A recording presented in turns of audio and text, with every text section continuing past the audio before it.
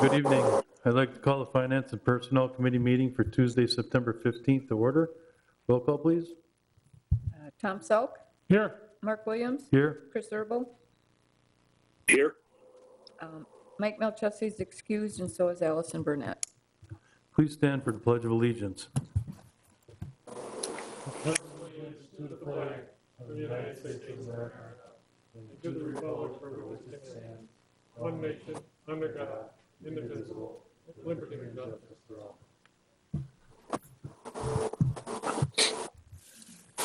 Thank you.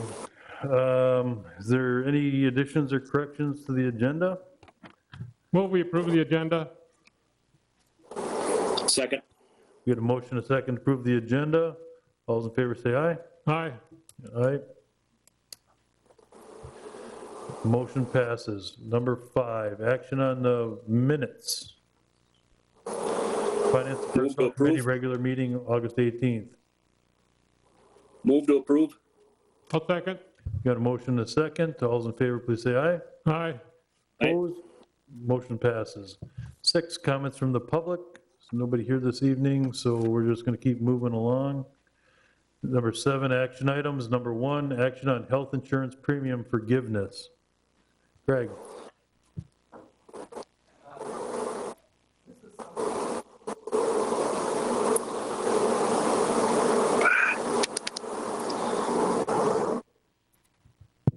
There we go.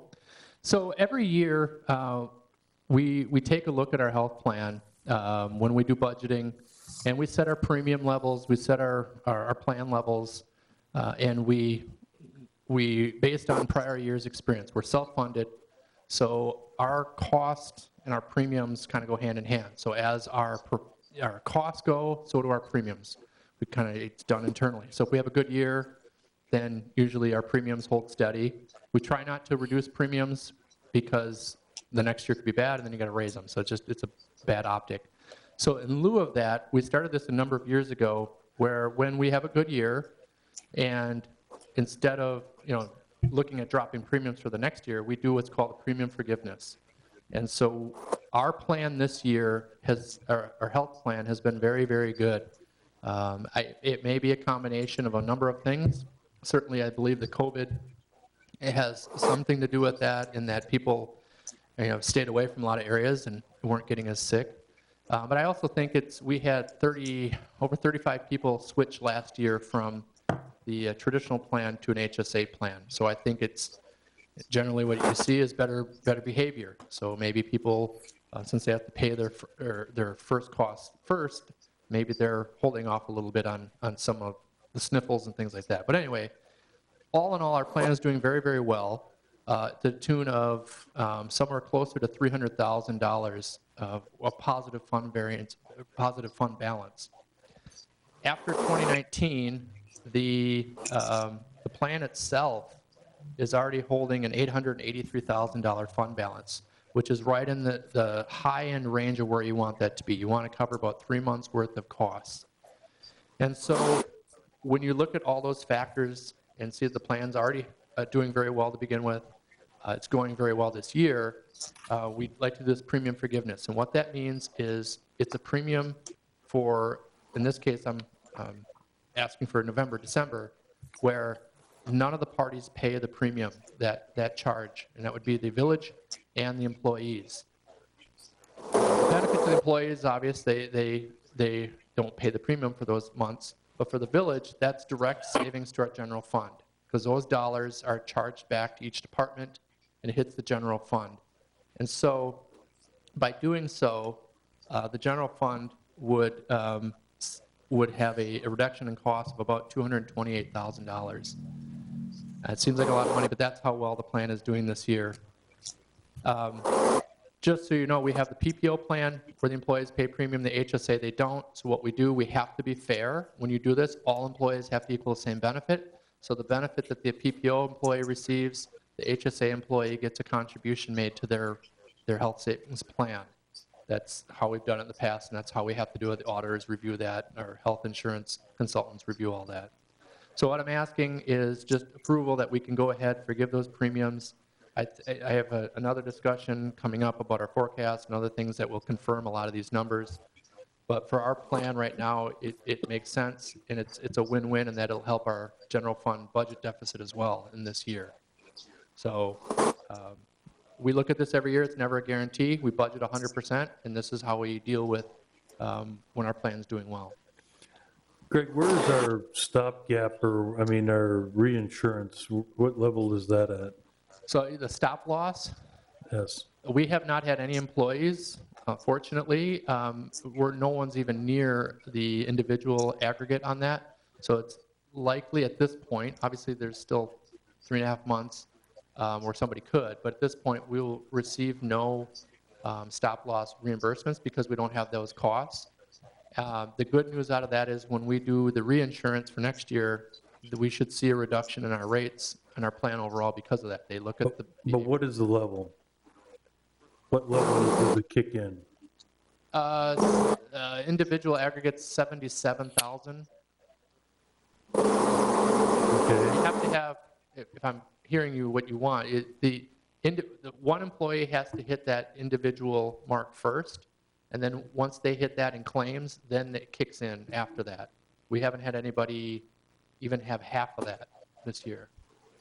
So do we have to have a maximum of 10 employees before everything hits reinsured, or is it all individual? It's individual. The first one is, and then from there, so it's an individual, it's not a family, it's an actual individual that has to have those claims, and then after that, then it's I believe it's a family unit. We typically don't get more than a couple. It's just rare. We don't have that volume of people on the plan. But right now, you have to have the first one hit it, and then the second one comes in, and then we have it's 75,000. After that, it's 75,000 for multiple people. It's kind of confusing. So the first one is an individual has hit 77. Then after that, it's when you hit 75,000 with a group or other people, then it kicks in. So it's all individual, it's not as a group? Correct. Okay. Yeah. And we do it that way because it actually is, it's a lower admin charge. If we did it as a larger group, then we'd have a higher admin charge. And our experience is that typically, if we have 3 in a year, that would be a lot. We just don't have a high volume of individuals on the plan. If you had a couple thousand people, you'd probably look at it differently. Okay. Is there any thought to Greg, we post? did this, I'm sorry. Go ahead, Chris. Greg, we did the same thing last year, didn't we? Forgave premiums towards the end of the year? Yes, we did. Last We've done couple, it. Go ahead. last couple of years, I think we did it in just December, though. This Right. This is a difference where you're going November and December. This is 2 months, yeah. Right. Okay. Is there any thought that with the budget crunch for next year, of postponing this to next year to save a little budget strain for next year? Well, and I'll get into that. We have issues this year trying to balance this year's budget. So it's a horse apiece. Yeah, you could do that, but then we'll end the year in a hole, and that'll help next year's budget. But if we can help this year's budget, I have a plan. I think we can get there next year. But we're really looking at this year is the big hit. We've lost a lot of revenue, and so that'll help balance this year. My goal is to balance 2020. I think we can do that. We're very close with this. Without this, I don't think we can. We could carry that into next year, but what you'd have to do is either reduce premiums, which, again, we try not to do that. We reduced premiums one year back in 07, 08, and then we had a couple really bad years. So we dropped premiums 10% one year, and then the year after that, we had to raise them 25%. So because of the nature of the size of our plan, it just takes one person to have a big issue. We know we've had a few in the last 10 or 15 years. So if we carry that in the future, then we'd have to look at significantly reducing the plan, because otherwise we're going to have a fund balance over $1 million. The employees start to see that, and then if you start, that was one of the big complaints. We dropped it and we raised it, and everyone's like, well, why did we drop it then? You should just kept it the same. That's when we started doing this forgiving premium stuff, was, all right, we'll keep the premiums at least level, and then we can always forgive premiums at the end of the year. we could apply it to the next year, but then you're just going to come into next year, and then if we have another good year, you're going to be looking at forgiving 4 or 5 months of premiums, and it'll catch up. So I would recommend you do it in the current year, especially considering we have the budget issues we have this year. Get through this year, and then we address next year with some other means that we have ability to use. But there's no IRS ramifications for what you're doing this year or next year? No.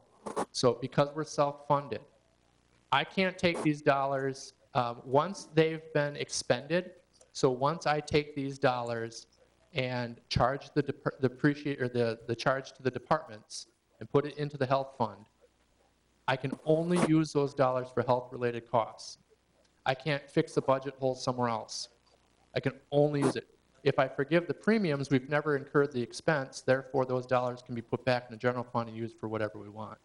That's the other advantage of the premium forgiveness, because you don't actually spend it.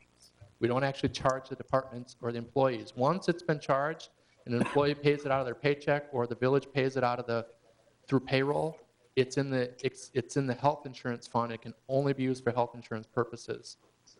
Now, if we had a big deficit in that fund, it would be great, but we have a very healthy balance. We've had a couple good years now, and so that's why once you put it through that payroll process, it's locked in that fund. You can't do anything but reduce premiums or, do something related to the health plan. You can't go say, oh, we're going to solve our general fund budget deficit by transferring dollars. You can't do that.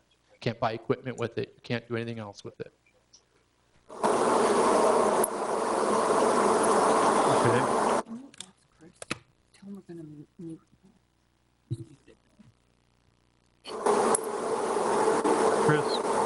Chris? Yeah. I think we got to mute you here, so. But if you want to talk, can you maybe raise your hand or something? Sorry. We're getting a lot. You still getting interference? Yeah.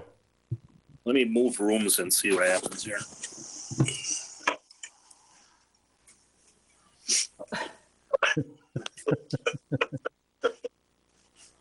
that any better? Right now it is, yeah. Okay. We'll try it once and see. Okay. I'll move into my family ballroom. Well, I think it makes sense for us to do this, but I mean, I don't know. We'll discuss it, but I think that this is our number one thing for this year for balancing the budget right now. I agree, Mark. And Greg hit it on the head right at the beginning. It's a bad optic to do it any other way. And the stability of it is just good for everybody, and it makes total sense to do. Is that a motion? So I'll make a motion that we approve the forgiveness of the premiums for, is it October, November?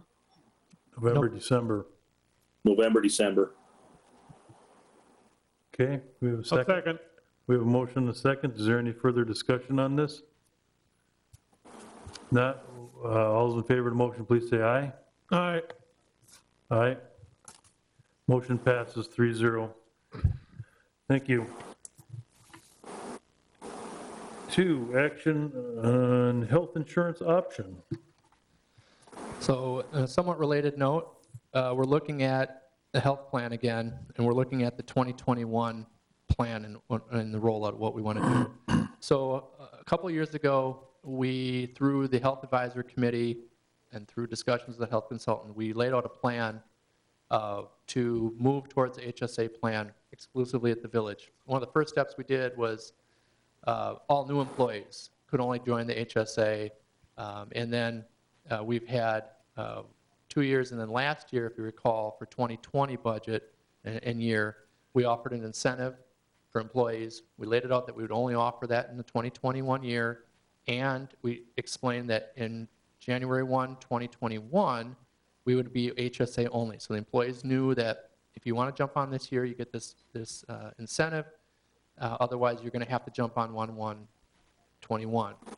So that's the plan that I'm laying out. We'll continue following that same plan of action. Like I said earlier, I think we had it was 37 people switch over last year to the HSA plan. overall, our plan has done very, very well. And so what I'm proposing is that we continue with that same long-term plan that we had in 2021, would just be the HSA plan only. Talked with our health consultants, I've talked to some people at Bellin. Outside of that, I think we should kind of keep things the same with everything going on. The plan's done well. I think at some point there will be other adjustments that we'll need to make, but this was that last step. I think to get to the HSA, it's hard to argue about the performance of the plan overall. Switching everybody to HSA is cheaper for the village as well, and it's about a $74,000 impact to the budget in favor to do that as well. The only thing that we're looking at doing is the premium levels that we have on HSA plan needed to be tweaked. We talked about this a little bit last year. I know it was brought up where if you have a premium for a single person, we have 3 levels of plan. We have the single, employee plus 1, and family. And the premiums were set up to be single rate is a 1, employee plus 1 is double, and then the family would be triple the rates, if you will. That is not the perfect ratio. That's saying that your employee plus 1 cost is double the single plan because it's 2 people versus 1. Well, that's not the case. So what our insurance consultants do is they look at the numbers, the history of the data, and they say, hey, your plan, employee plus 1, is really 2.4 times the cost of a single plan, and your family plan is really 3.4 higher than that. So they adjust the premiums. The total amount of the premium dollars brought in is the same. They just reallocate within. So it's a little confusing, but it's really something that they'll do annually to just make sure that the plan costs are lined up with our prior year's experience. So we would move, and that would be no impact to an employee. They wouldn't see, that's kind of behind the scenes information. But overall, we want to move to the HSA plan. It's what we've been promoting for the last 3 years. It's what I think a lot of employees know to be happening, but we just want to make that formal recommendation and approval so we can move into 2021. Then from there, we'll have one plan and we'll have a lot better feel for the data and can start looking at other improvements or modifications to our plan. Greg, most of your health insurance plans to the general public are all based on age and gender. So a 40-year-old male is one rate and a 40-year-old female is a little bit higher, or 35, whatever you want to do. Kids are the same way. I mean, kids usually have a standard rate of much less than what your normal rates are and everything. I mean, it's fair. I mean, I don't know if that's, and the premiums are based all off of that as well. You know, and instead of having a standard rate all across the board, if we had all 30-year-old employees and spouses, if you will, your rates, your insurance premiums would be much lower than if you had all 50-year-old people that are doing it or that are being insured. Have we thought about doing that at all as far as going to the rates not standard across the board for everybody, but having it age related like everybody else is? Those are kind of those next steps. So I think you're right, and those discussions have been had.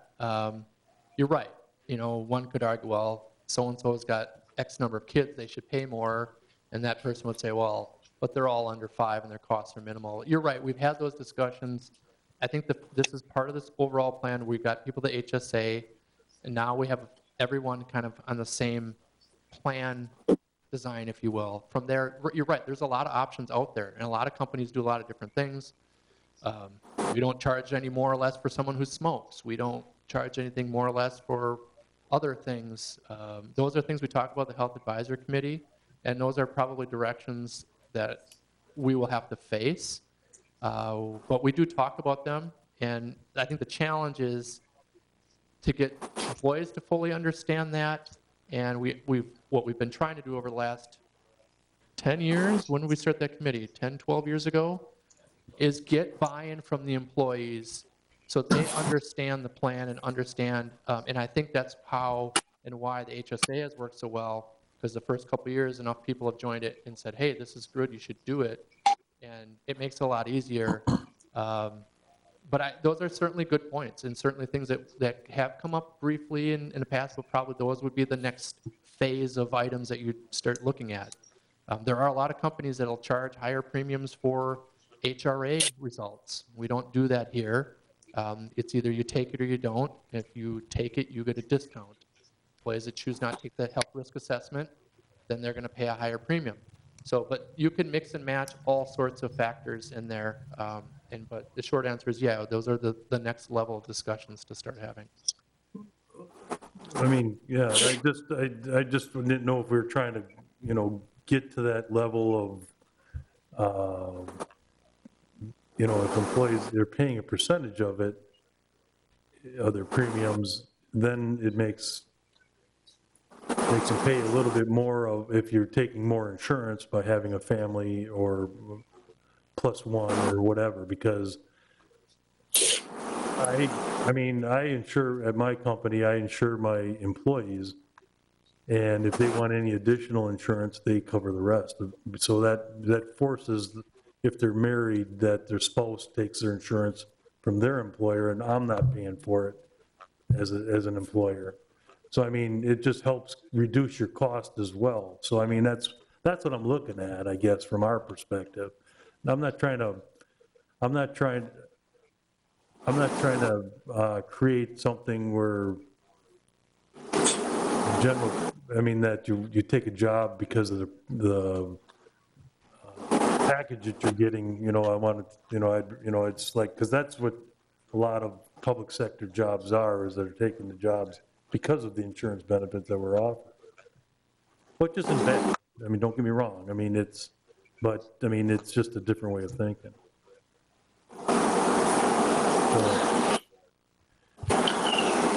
Greg, you said this has a $74,000 positive impact on the budget? Correct.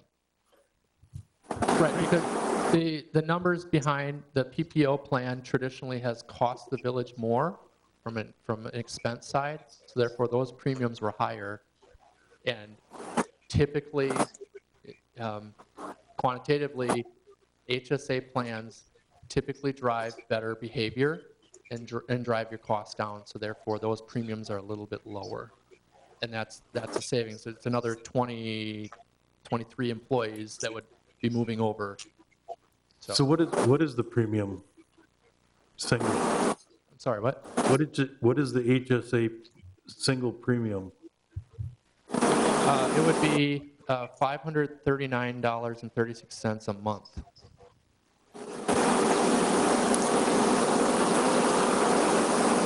Okay. And again, I understand your position. Being self-funded, those premium rates are driven off of our own expenditure level percentages. So if we weren't self-funded, that would be a lot higher, because we'd probably be in a pool with multiple other organizations. But because it's our own cost contained, and that's why we had the years that we had big raises in premiums, we had really high level expenditures for one or two individuals. So I'll give you an example. Like, okay, so if I'm an employee of the village, which roundabout way I am, I'd be paying $539 for my insurance. That's the village cost. Under the HSA plan, the employees don't pay a premium percentage. I would be paying $539, or somebody would be paying Somebody's paying, correct. $539. I have a single plan at my work, and because it's age-based, I pay over $1,000 a month for my insurance. Just to give you some kind of a example, because you're spreading it out over everybody. You're not making it age-related. And that's the major advantage of being self-funded, is you aren't put in a pool and you kind of just look at your experiences. So that's the reason why the village moved to that. I don't know how long time ago when they did that, is because you can kind of self-contain yourself, and you have to deal with the high cost claims when they come, but you hope that they're not very often, and then you can, years like this year, you can take action when you have a really good year. Your business is probably never going to be able to take good action when someone has a good year. You're just, because it's all going to average out, you never really have a good year because you have so many people in the pool versus we have a decent year. We have a direct impact like the last agenda item. We can do some forgiveness and save the budget $200 and some thousand. So, Right. yeah. Well, I agree with what you're doing here 100%. The HSA is the way to go, because I know that it does save money, and it covers people if they're sick. But you have to pay so much up front, but that's the savings part of this whole thing. Greg, and maybe Mary, what's been the feedback from the people switching from PPO to HSA? Anything?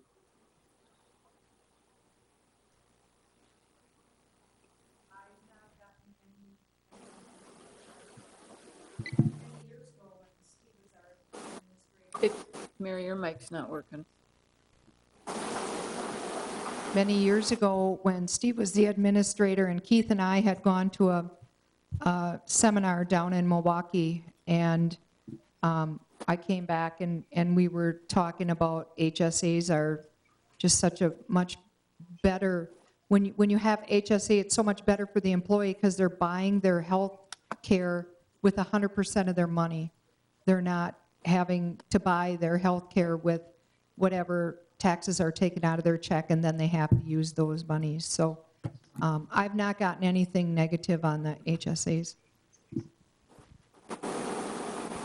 These Okay. are pre-tax, right? Pre-tax contributions by the employees? I'm sorry. These are pre-tax Yeah, contributions pre-tax. by employees? Yes. Yeah, okay. Chris, can we have you mute your? You still getting Yeah, we interference? are. Wow. Just Okay. unmute it when you need to talk. Right. Okay. Thank you. Okay, so where do you want to go with this? I mean, I agree with it, that we should keep with the plan that we've instituted about 3 years ago. So, I mean, I'd like to make the motion then to eliminate the PPO plan and switch all employees to the HSA. And is 2021. that it? That's all you need? I'll second. Okay, we got a motion, a second. Any other discussion? All in favor of the motion, please say aye. Aye. Aye. Aye. Motion And for the passes. record, I think it's every time my wife walks in the back room, that's the interference. Okay.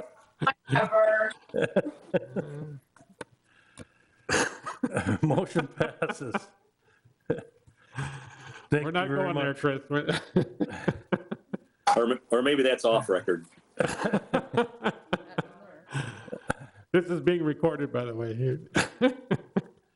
We'll move on to 7.3, General Fund, August year-to-date financials and 2020 forecast.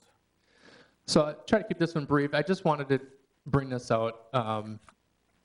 We've been talking about the forecast about this year and where we're at. I thankfully took the liberties to include the acceptance of the premium forgiveness in these numbers. We're still looking at the year, at the end of the year, about $100,000 yet to find. We had some good news on some shared aids that just came in. That's going to be another, I think, an additional 25, 30,000 of revenue that wasn't, no, I think it's 40,000. So that's down to 60. I think that we're doing some things internally, continuously to drive these numbers down. I'm fairly confident we'll get there. It just takes some time. Room tax, the last 2 months have come in better. I'm still a little hesitant to see how the first month with the Packer season goes, et cetera. Again, if that continues on that trend, that could be another $5,000 a month more than I've been predicting. So that's another $20,000. So the goal is to get there, and so get this through this year. I just want to let you know that even though the numbers show that, it's still a concern. There's still potential for cost overlays. We could have a lot of snow and ice and need more salt or things like that that come up, or we could hopefully don't have a COVID outbreak. It could happen. We still have a lot of money left over from the CARES Act that we just can't touch, unfortunately. I wish we could. I wish we could get, I know there's another call, finance directors, and I know one of the main topics is how do we get these legislators to give us access to these funds for lost revenue. If anything, the state has actually tightened the screws on what can be used for public safety, for CARES Act.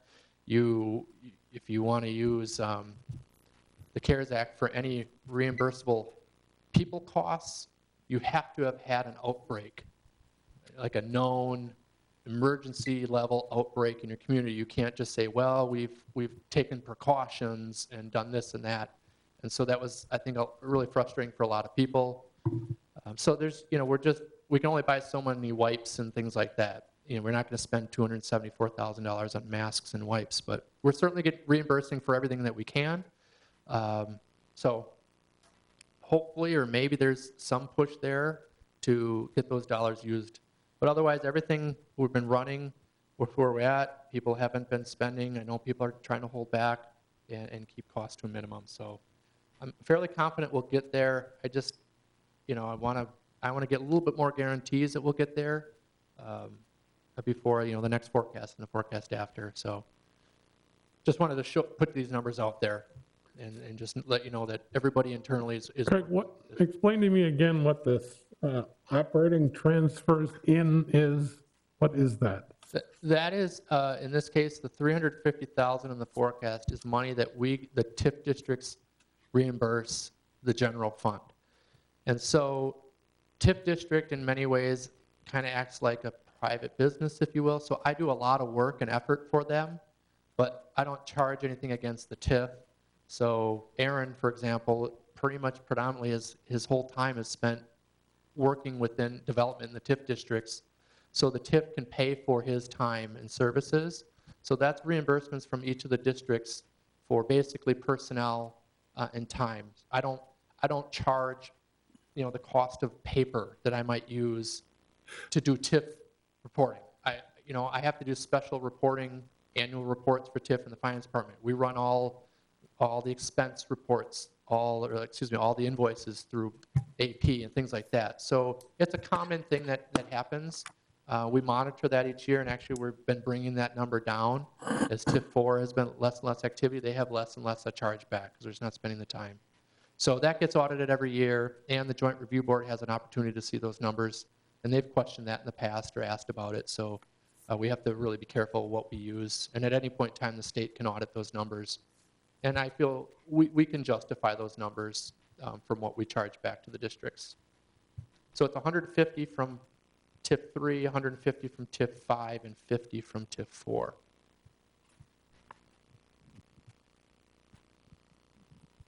Thank you. So you're fairly confident that we can still balance it this year? Yes. Like I said, we just got numbers from the state for revised shared aid and expenditure restraint dollars. And so that's good news. Maybe they have extra money. So that's good news. We get preliminary numbers within the next month for next year, and then they give us a first payment in July, and then after July, they do a revision of those numbers. And normally it's pretty consistent, but this year they up the revision, so we'll take it. So that's another 40, so that's already down to 68. Okay. Like that. Good. Any other questions on this? Okay, we'll move on to number 4. Thank you, Greg. For audit, action on audit services RFP. I don't know how well aware you are. We've been using, for our audit, our third-party audit services, we've been using, which today is now Clifton Larson Allen, formerly known as Schenck, for as long as I can recall. It goes back a long, long time. We have not done, in general terms, we haven't done an audit RFP in a long, long time. You should probably do them every 5 to 10 years. We just haven't done one. I've had a lot of problems with them, and I think specifically the last year and a half since they switched to Clifton Larson. I still don't have the final audit. It just keeps getting pushed off and dragged, and it's very frustrating. I think I just got an email right before I got here, that he'll have everything to me tomorrow. It's like, well, so the CAFR isn't finalized yet. I can't close the books yet. It's these types of things. We've been waiting on information from them for a water and sewer review for 1.5 years. It's just time to do an RFP. It's time to move on. So as I was doing that, I made a phone call over to Green Bay, because I had been hearing inklings that Green Bay and a couple other communities and areas that use the same audit firm have had the same experiences. In fact, I think Green Bay's audit just got done a couple weeks ago. So I called over there, and they said, oh yeah, we're doing an RFP. So I called Green Bay, and they have the city, the Green Bay Water Utility, and then the Transit Authority are 3 separate entities, and they're putting out an RFP for the services. I said, oh, can I jump on that? Because an audit RFP is pretty much the same for any municipality.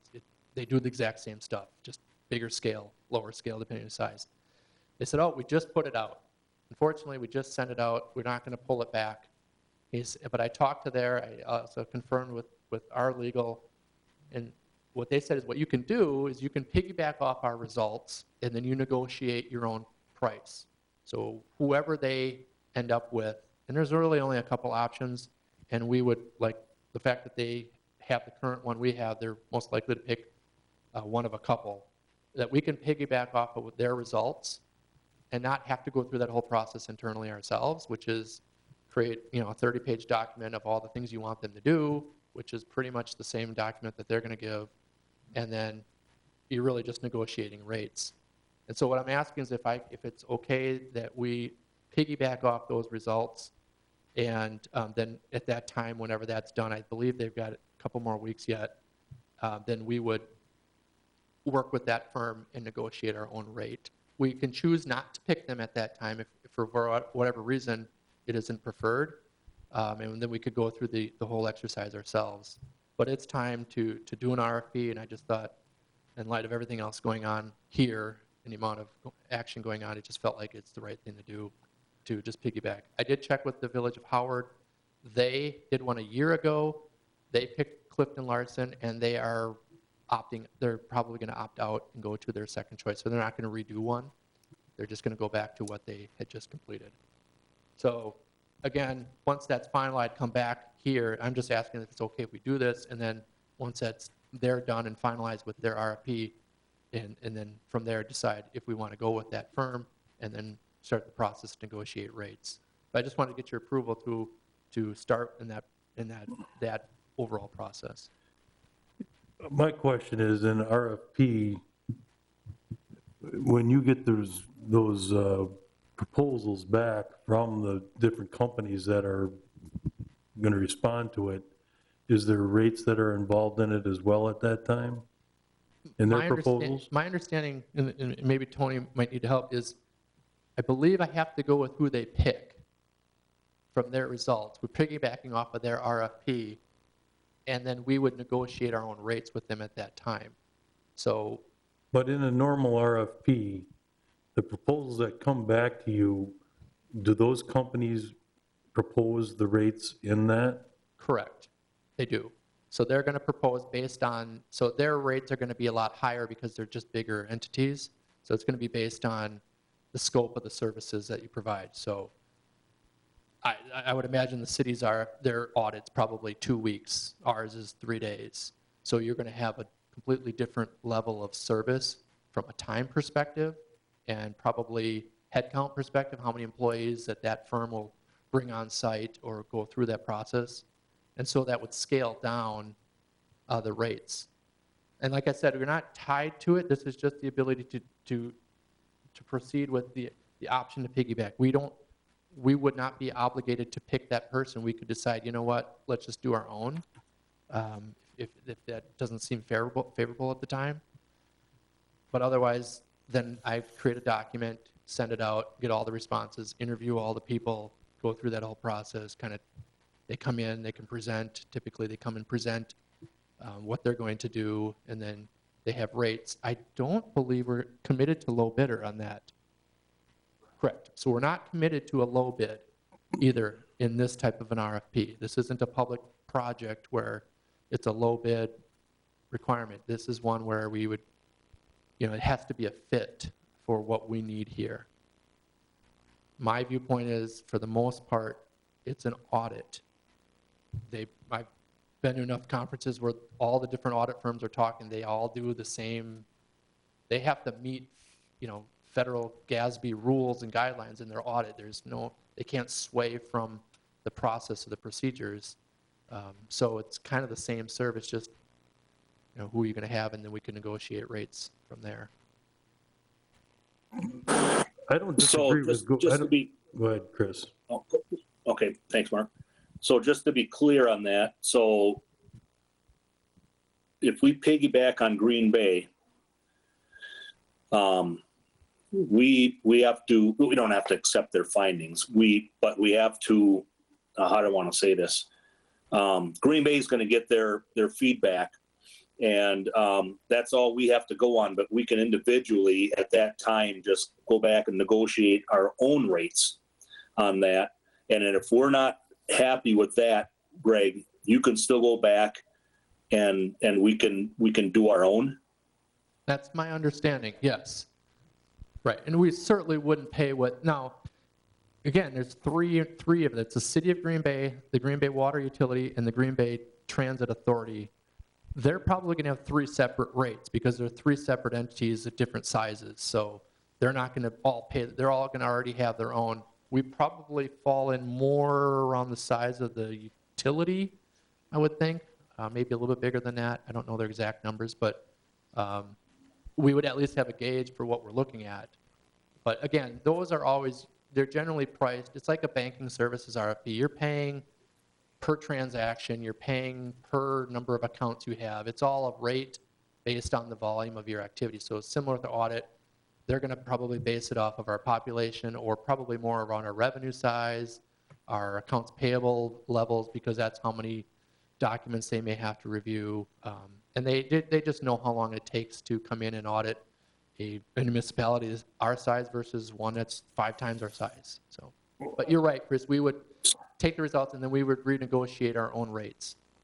So just to understand this further for my own knowledge. So the city of Green Bay being much larger, so they have different departments that they negotiate their own rates by department, but we're doing it totally as a village? No, there's 3 separate entities that I'm referencing. The City of Green Bay will have their own negotiated rate. They wouldn't break it out within the city. There's the city is its own entity. The water utility is its own business entity. They're not merged. They're separate businesses, if you will. And then the Green Bay Transit Authority. They are 3 separate municipal governments. Okay, gotcha. Yeah. And then if it ends up in the long run that you're not happy with the negotiated cost, and we want to go out on our own, or you want to go down on your own, the timeline you're comfortable with? Yeah, at that point, that would probably be a better time to start it anyway. At this point, I can't imagine trying to start that right now. I wouldn't be able to start it probably till the start of the new year, so that would fall right in line. Okay. I agree with going out on an RFP on this. Where I'm struggling on this a little bit is the cost portion of what they're going to put in their proposal that they're going to send back to us. To keep it fair, I mean, if we get RFPs back and they get their RFP back and it's ABC company to do it, and we can negotiate it, we don't have apples and apples to the other companies that are in that bid as well. So that's where I'm struggling with this a little bit, is not going to RFP. I agree with that. It's just whether I think we should go on our own so we have cost analysis up front, their proposals as well. You know what I mean?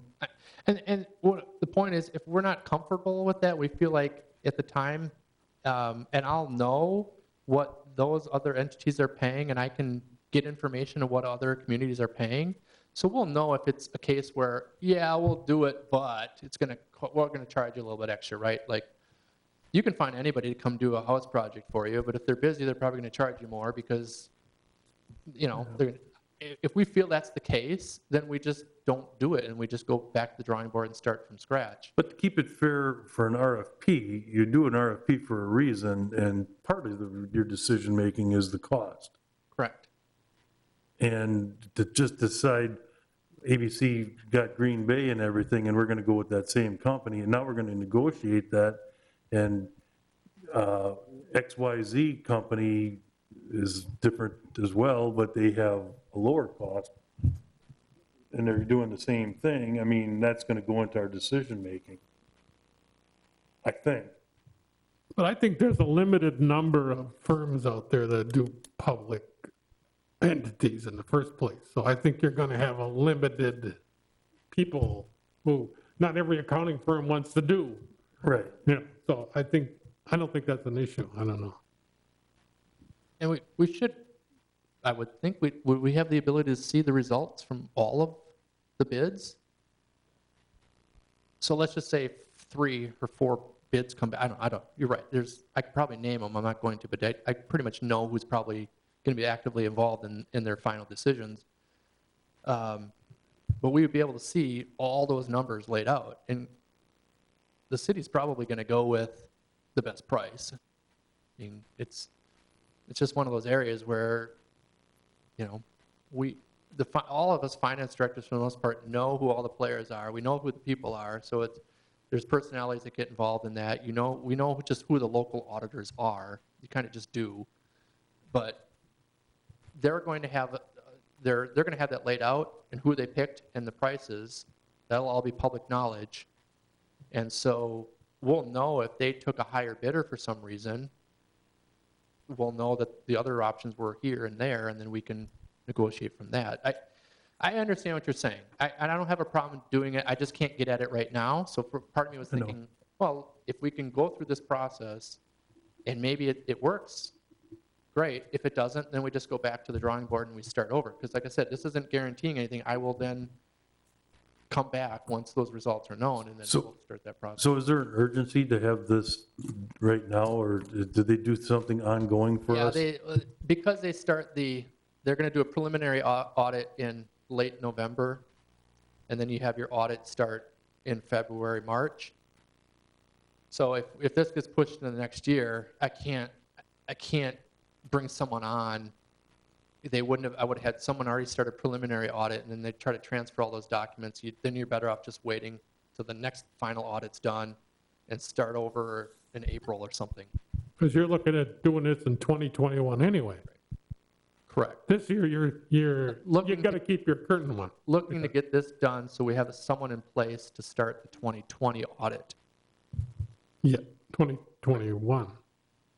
No, they would start in November. They're going to start doing a preliminary audit for 2020. The one that you're going to pick from this RSP. That's what. That quickly? Yeah, that's what their timing is too. Oh, Yeah, well, good. you wouldn't start I was that in surprised. I January. didn't think they would schedule it that quickly. Well, it's not like, if you do like a banking service RFP, there's a lot of work. You got to change all your accounts. You've got payroll, all that stuff. This is just insert new company A here, and they just start. They just come in, and they're going to have their new way of doing things. You could literally, there's not really training involved. They just come in, start over. They ask for all the documents. So they start their preliminary audits in November timeframe, and that's what their goal would be, get this done. So they have someone in place to start that 2020 audit cycle, and then they do the final audit in March. So Greg, so basically we're getting professional courtesy. Green Bay's not charging us for this. I'm just assuming.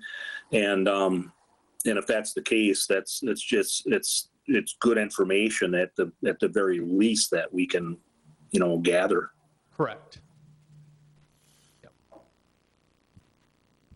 I guess all I wanted to say is that I guess the key with this whole thing is the fact that we can negotiate our own price. So we don't have to take a price that Green Bay negotiated. We can negotiate our own price, and we can also see the the numbers that they've gotten from the other companies too. So that to me would be, a key thing, and it saves a lot of time. And I know that there's a lot of frustration from a lot of the other municipalities too with this group that's doing it right now, so. Like I said, I'm just struggling with that portion of being fair to all businesses when we do an RFP. And I don't want to, I'm struggling with that right now, so I'm just hesitant myself. I'll make the motion to approve to allow the village to piggyback off the results of the combined Green Bay community, Green Bay Water Utility and Green Bay Transit. I'll second. Okay, we got a motion, a second. Is there any other discussion? Just because of my hesitancy, I'm going to vote against this tonight, but, it's going to go to village board anyways. It gives me some more time to think about it, so it's not that I'm against the RFP, okay? So, all those in favor of the motion say aye. Aye. Aye. Opposed? And I'm going to say nay. Motion passes 2-1. Thank you. Investment report. So we talked about the forecast. This is a part of that that's actually been better than I expected. I think the market overall has been maybe a little bit better for us than I thought. Maybe this would come down quicker, our investments. Certainly we're going to not have the same level of interest income over time, but the portfolio hasn't changed. We haven't done anything different with it. It's just riding out everything that's happened this year. And so we are seeing a little bit, downtick in interest in our rate of return, but it's been performing better than I initially thought it would. And those projections, my initial projections from COVID were coming again from a lot of feedback and from the meetings that we've had at the league with other finance directors. We all, the time, back in May and June, you don't really know how this is all going to play out. But this is another one of those areas where hopefully maybe instead of losing 100,000 in interest, it's 40,000. So that's where that forecast too, I think, is going to be better. I've been being conservative and just waiting. But again, our portfolio is a mix of a lot of different types of investments, including municipal bonds and treasuries and things like that. So overall, I think it's holding fairly well. And I hope that, the hope is that the market will stay stable for the rest of the year, but who really knows? Okay, this is for informational only. So, Just a question, going back to that audit, would you have to have a separate audit for the utility fund, or is that part of the village fund? They do all of they do the utility as well. Well, it's one. But when we talk about doing like a rate review, that's a separate contracted task that they do for us. They'll do a rate review, but they do audit all of our financials, including the utilities. And just a comment that I think that our general fund is doing very well, and it's been increasing every year.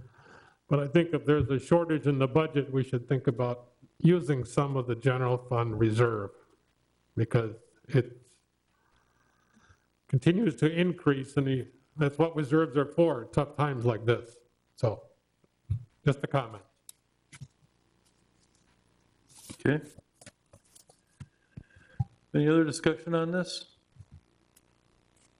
Move on to 6, clerk job description and job posting. Tony. Okay, this agenda item is as a follow-up to the charter ordinance that was passed recently, that was as a result of the referendum question in this spring's election, as far as converting the village clerk treasurer position to appointed positions. As a result, this is a revised job description, just to kind of clean it up and update it and be consistent with making it an appointed versus an elected position. And so really this is in front of you for your review and input, as well as approval to proceed with the hiring process and posting the job.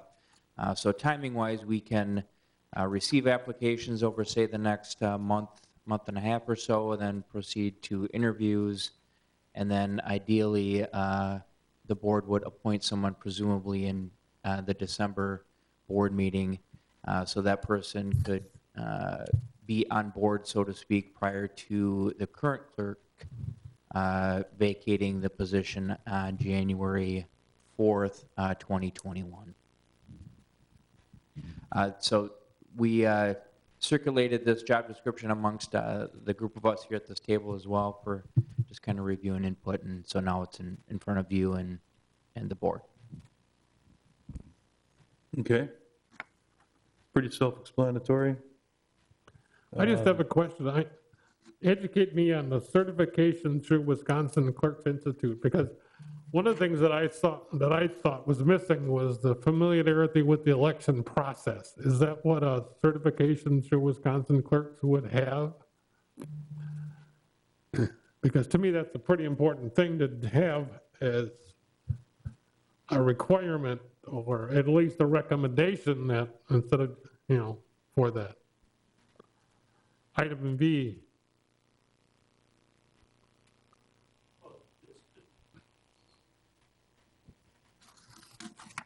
Yeah, it's a 3-year program, the Clerks Institute. Thereupon, you would receive the Wisconsin municipal certification. But elections is probably the most important item. It's noted the first thing under job summary. And there's a host of things not even located on the job description, and you don't want to get too wordy with it.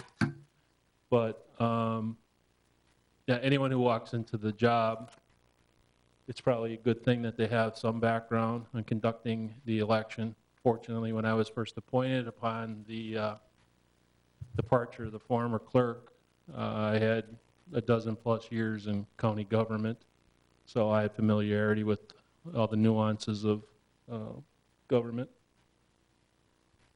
So you think that should be added as a, Well, minimum education experience, to have somebody who's familiar with the election process? If you don't think it's necessary, I think it should be, but that's me. well, I guess in Roman numeral 2, job summary, to oversee and direct election processes, I mean, that's first and foremost with the position. The certification will come. I don't know if that's necessarily I'm thinking you want, knowledge and skills and abilities that we want. That's where I'm going. I don't know. I don't know if you're going to find that, though. What's that? You're not going to find that, and that's just your job training every year and everything. You finally get it then, don't you? Right, it's a 3-year process at the Clerks Institute. So you just don't get it unless you want someone that's coming off the street with it. So you're going to look at someone who's been a clerk or a deputy clerk somewhere at least 3+ years, and you're looking at 3 years experience So anyway at one in time. minimum education and experience, it says 3 years experience in government setting, preferred certification through the Wisconsin Clerks Institute is desirable. Is that what you're getting at? Yeah, that's what I'm saying. Do we need somebody, does that tell us that the person is familiar with the election process? Because that's a big part of the job that you oversee, correct? Oh yeah, that's a large part of the certification process is elections. It's a host of items that they provide you, but elections is first and foremost.